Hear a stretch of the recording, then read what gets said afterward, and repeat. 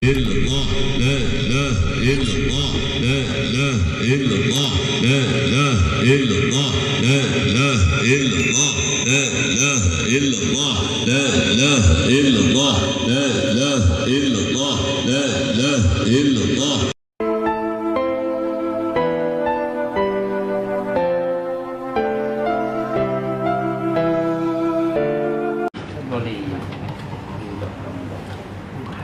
Assalamualaikum warahmatullahi wabarakatuh. Waalaikumsalam warahmatullahi wabarakatuh.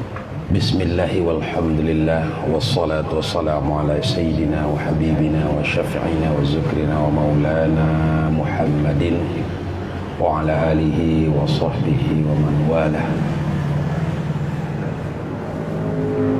Al-Mukarram muallimina wa mursyidina Syekh Haji Amran Wali Al-Khalidi Al-Mukarram Rais Wali Majlis Pengkajian Tauhid Tasawuf Kepri, Ketua, kemudian Tuan Guru kita Tuan Guru Tengku Hadi Saputra, Tuan Guru Al-Ustaz Bahrul Fahamah Abdullah Dalawi, Shum MSI, Ustaz Imrizal, orang tua kita Tengku Hambali, Tuhape, Tengku Saidi, kemudian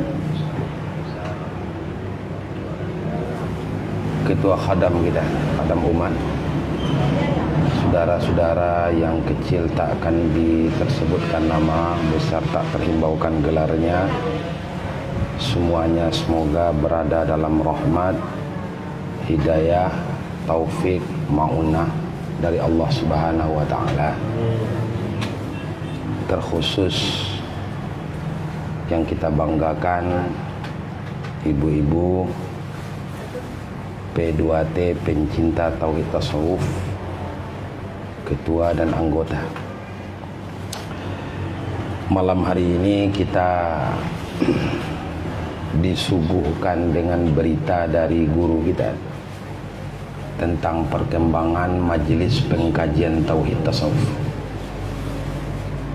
dari hulu ke hilir, dari masyrik ke maghrib, dari dalam negeri sampai ke luar negeri. Rugi rasanya kita yang mempunyai waktu lapang tidak memperjuangkan niat baik dan usaha elok diredai Allah dari guru kita bersama. Maka kita bermohon bantuan dan tolongan kepada Allah Subhanahu wa Ta'ala, semoga diringankan langkah kita, dimudahkan segala urusan kita, dan disampaikan kita kepada maksud dan tujuan, mendapat kita akan keredaan Allah. Ilahana anta maksuduna wa ridhaka matlubuna. Amin amin ya rabbal alamin. Bapak Ibu yang dirahmati Allah, malam ini kita akan mengkaji dengan judul Al-Ilmu. Sebelum kita mengkaji tentang ilmu, kita harus tahu dahulu apa itu yang dimaksud dengan ilmu. Ilmu dalam bahasa Arab tersusun dari 3 buah huruf, Ain, Lam, Mim, digabung menjadi ilmu. Kalau dibalik-balik, Ain, Mim, Lam, amal. Jadi Ain, Lam, Mim, ilmu. Ain, Mim, Lam, amal. Jadi antara ilmu dan amal ini dibalik-balik aja. Sama dengan hamdu, madhu. Jadi dalam bahasa Arab tuh selalu ada hubungan. Kalau hamdu ha mim dal. Kalau madhu mim dal ha. Kalau ada kita bermadah, memuji-muji guru kita, memuji-muji bapak ibu kita, memuji-muji Nabi Muhammad sallallahu alaihi wasallam, memuji-muji pemimpin, itu memuji dalam bahasa Arabnya madah, bermadah. Kalau memuji Allah, hamdu. Itu alhamdu itu artinya adalah memuji. Begitu juga ilmu ini. Ilmu dalam bahasa Arab itu diartikan ke bahasa kitanya dengan makna tahu. Bisa juga diartikan faham. Orang kalau tahu disebut berilmu. Orang kalau faham disebut berilmu. Disebut juga mengerti. Mengerti itu adalah ilmu. Mengerti tentang sesuatu. Maka orang yang pengertian adalah orang yang berilmu tentang sesuatu. Maka ilmu itu semakna dengan al-fahmu. Fahima, faham. Orang yang berfaham adalah orang yang berilmu. Maka ada bahasa kita, ini orang berfaham betul nih. Nah, berfaham maksudnya dia duduk tenang. Dia ini berilmu nih, alim nih. Dia tenang. Jadi ciri-ciri orang berilmu itu, orang tahu itu tenang menghadapi sesuatu. Itu ciri-ciri pertama dulu. Orang gegabah itu tanda lawan dari ilmu. Lawan dari ilmu namanya jahlun. Jahil. Jahil itu adamul ilmi bisyai. Tidak tahu. Tidak tahu yang telah terjadi, tidak tahu yang sedang terjadi, tidak bisa memprediksi apa yang akan terjadi. Itu namanya orang tidak berilmu. Jadi ilmu itu apa? Faedah ilmu itu dapat diartikan juga ilmu. Tadi ada faham, ada mengerti, ada tahu. Ada lagi semakna dengan ilmu itu adalah yakin. Yakin, maka ilmu bisa diartikan dengan yakin. Yakin yaitu hati mengangguk. Itu yakin. Kenapa hati menganggukkan? Karena hati sudah tahu. Kalau saya sampai kepada Bapak, Bapak kata kepada saya, apa yang saya sampai kepada Bapak? Alam itu berubah. Setiap yang berubah adalah hadis yang baharu. Ketika itu Bapak faham, Bapak mengerti, sehingga menimbulkan keyakinan. Ya, bila mana dia kan, berarti orang itu berilmu. Ilmu yang bersumber dari dalil, maka itu disebut dengan ilmu. Tapi ilmu yang bersumber dari tidak ada dalil, percaya-percaya saja, disebutlah itu dengan taklid. Jadi seputar ilmu ini sangat penting. Jadi ada orang taklid, disebut oleh orang taklid buta. Menurut saya yang namanya taklid pasti buta. Karena yang dikatakan orang taklid adalah orang yang menerima, orang yang mempercayai sesuatu yang tidak tahu dalilnya. Itu taklid. Bolehkah umat Islam taklid? Dalam persoalan, beberapa persoalan, terkadang kita diwajibkan taklid. Tapi ada hal yang substansi yang haram kita untuk taklid.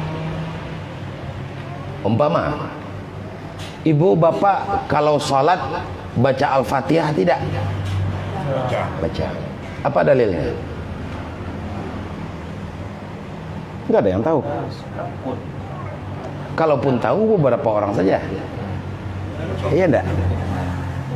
Yang tahu dalilnya Ustadz Dalawi, yang tahu dalilnya Ustadz Imrizal, yang tahu dalilnya Wali, yang tahu dalilnya Tengku. La salata liman apa? La salata liman lam yaqra bi Fatihatil Kitab. Tidak sah salat dengan tanpa membaca Fatihah kitab. Itu hadis. Yang tahu dengan dalil Ustaz. Ibu-ibu tahu enggak? Enggak. Banyak di antara kita yang tak tahu. Apakah perlu kita tahu? Itu lagi. Apakah wajib kita tahu? Jangan dibilang wajib. Andaikan wajib kita tahu, maka berdosalah kita selama ini dan batallah salat kita karena kita salat dengan tanpa ilmu. Bapak salat pakai Al-Fatihah, ada rukuknya, ada sujudnya, ada yang tidalnya, cuman mencontoh guru saja, mengiyakan kata guru, betul tidak? Ya enggak? Nah, itu namanya taklid. Maka tak dapat tidak kita taklid. Karena tidak semua kita mampu untuk mengetahui tentang lika-liku ilmu itu. Siapa yang bisa menerjemah Quran? Terjemah aja. Saya yakin, seyakin-yakinnya tanpa teks. Ulama kita banyak yang tak bisa menerjemah Quran dari awal sampai akhir tanpa ada tafsirnya. Tahukah dia hadis semuanya? Itu ilmu yang tidak yang boleh kita taklid. Nah, boleh ya. Boleh kita tapi ada ilmu yang tak boleh kita taklid. Contoh, apakah Tuhan itu ada? Ada tidak? Ada. Ditanya orang, apa buktinya? Apa dalilnya? Apa bukti Tuhan ada?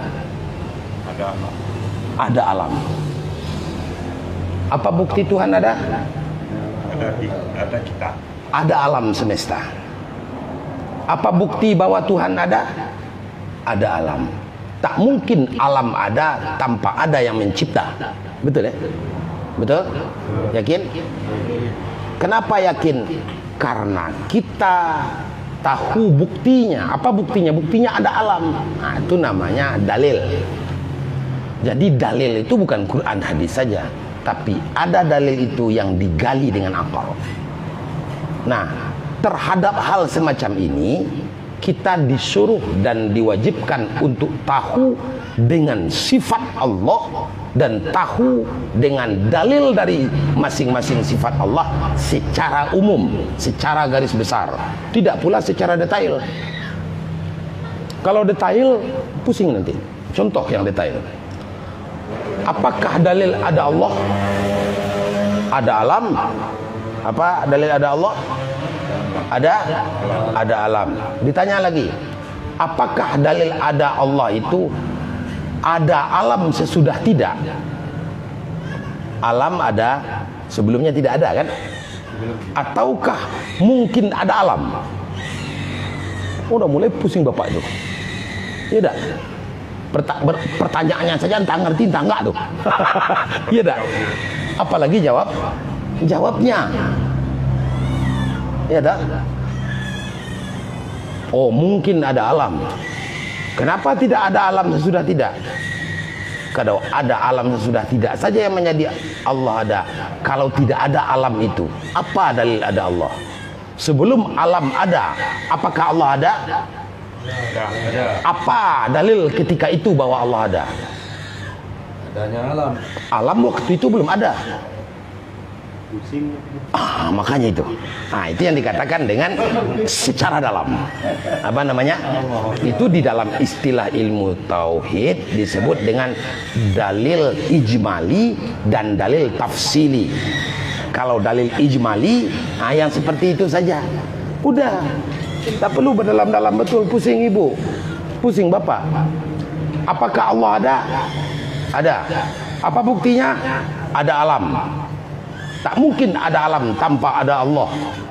Ditanya orang, apakah dalil kalau sebelum alam ada, apa dalil ada Allah? Tanyakan aja sama Buya ya. Bawa dia pengajian, kita tunjukkan. Ya enggak? Nah, itu mainan apa? Mainan secara lebih dalam. Ya, ada orang jebak kita, jebak dia. Apakah Allah mampu menciptakan langit dan bumi? Jawabnya mampu. Dibikin pertanyaan, apakah mampu Allah menciptakan satu benda yang Allah tak mampu mengangkatnya?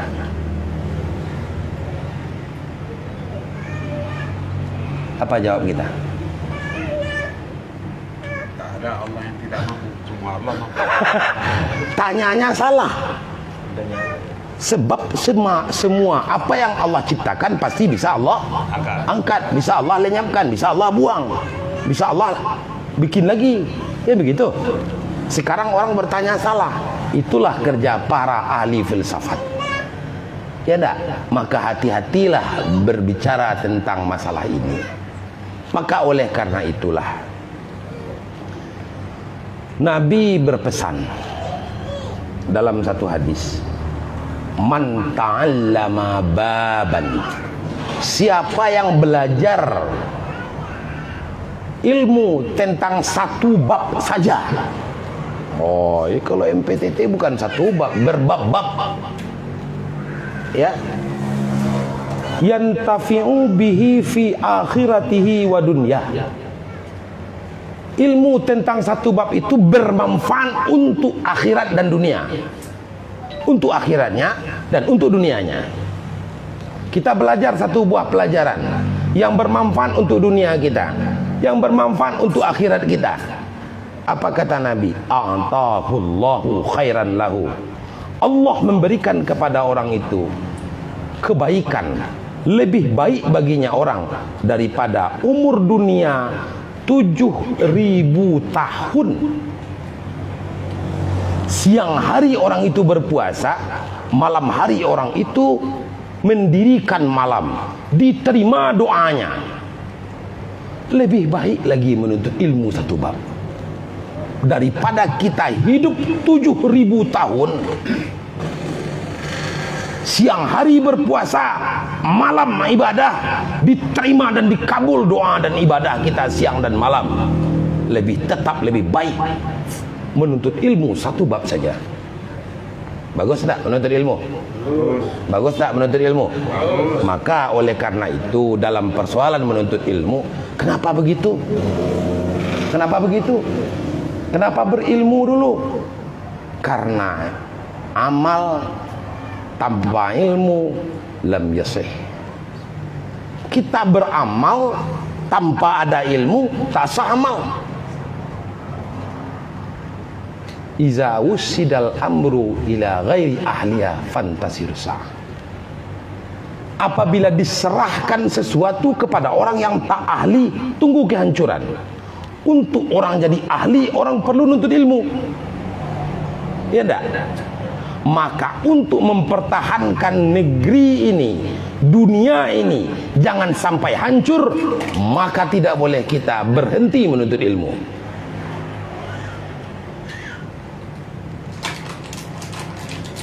Talabul ilmi faridatun ala kulli muslimin wa muslimatin.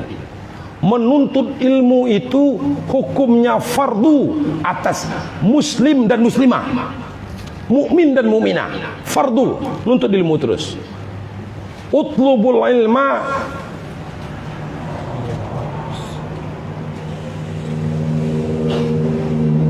tuntut oleh kamu ilmu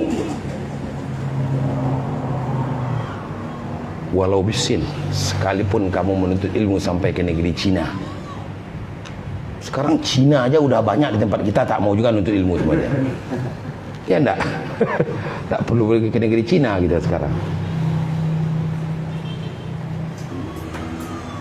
Jadi ada tuntutlah ilmu dari minal mahdi ilal lahdi. Tuntut ilmu dari ayunan sampai ke liang lahat. Kenapa begitu? Karena ilmu itu berkaitan betul dengan amal. Apa yang dikerjakan orang ini kaitannya dengan amal dulu. Kaitannya dengan ilmu dulu. Amal, ilmu, ilmu, amal. Amal, ilmu, ilmu, amal. Bila mana orang berilmu kemudian dia beramal, man amila bima alima warasallahu ma lam ya'lam. Siapa yang berilmu tentang sesuatu kemudian dia amalkan, Allah berikan kepadanya ilmu yang tidak ia pelajari. Ya tak?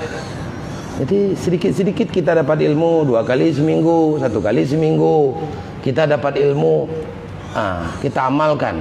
Bapak ibu akan mendapatkan saja cahaya-cahaya baru, cahaya yang tidak dia akan datang.